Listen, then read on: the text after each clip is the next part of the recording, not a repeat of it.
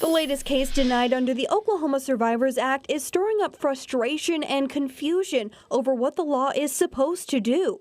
On Tuesday, a judge denied the resentencing request for Taisha Long, the first woman in Oklahoma County to apply for relief.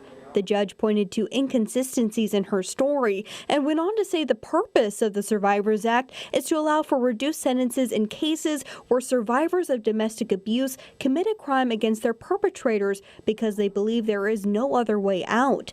But co-author of the original bill said that is not what's written. The legislative intent was that they just had to prove that those conditions were there.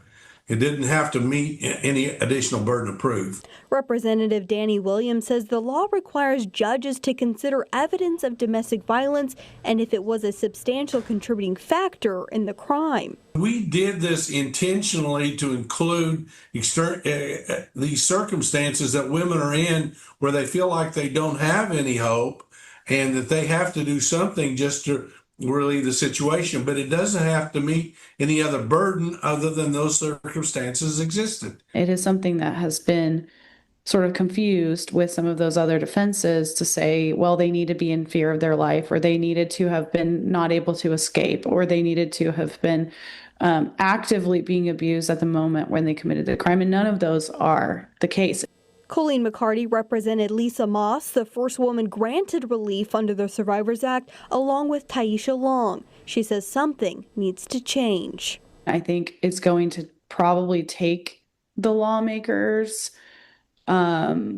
expressing what their intent was in passing the bill in order to help people understand, because there is a lot of confusion. You know, it's not a stand your ground. It's not a self-defense. It's not a battered women syndrome defense. We're not contesting any guilt in any of our cases. We know that they've committed crimes. We're just asking for proportionality. Reporting, Kylie Thomas, KOCO 5 News.